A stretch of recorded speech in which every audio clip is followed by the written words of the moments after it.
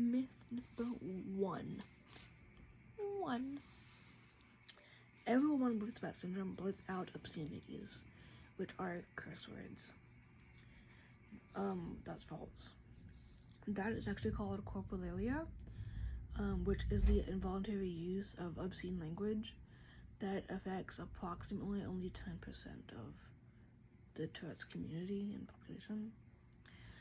Though it is commonly exaggerated in media, research also does indicate that it may be underreported due to stigma, and that it could affect a higher percent of people than the actual 10% that we have documented in the Tourette's community.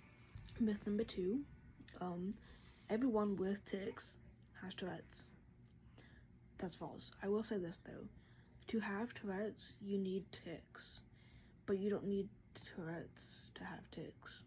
Myth number three, people with Tourette syndrome can control their tics if they try hard enough. That is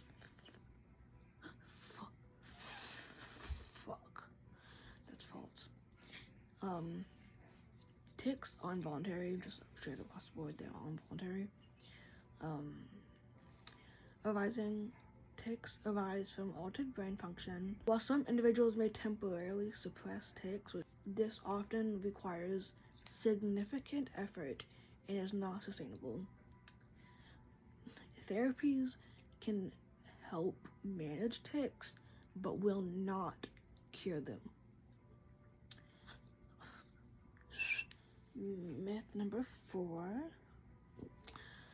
If tics aren't visible, then the person must be better. Tics, yes, they can be masked, suppressed, or redirected, especially in social situations like public crowds. This does not indicate improvement or recovery. Suppression often leads to increased mental strain and fatigue. Myth number five. Tourette syndrome is caused by stress or poor parenting. The exact cause of Tourette's is unknown, but research indicates a strong genetic component, along with potential environmental and neurological factors. Now, stress can exacerbate symptoms, but it is not a root cause. Just how anxiety and ADHD and all that jazz is not a root cause of Tourette's. It can make your tics worse, but it does not cause them, which is a huge misconception right there. 6. Tics only occur in children. While tics are more common in childhood and may improve with age, some individuals experience tics throughout their lives. Tourette's is a lifelong condition. For a Tourette syndrome diagnosis, symptoms must begin before age 18. Myth number 7. Tourette syndrome is a mental illness. False. Tourette syndrome is a neurological condition, not a psychiatric one. However, it often co-occurs with conditions such as OCD and ADHD.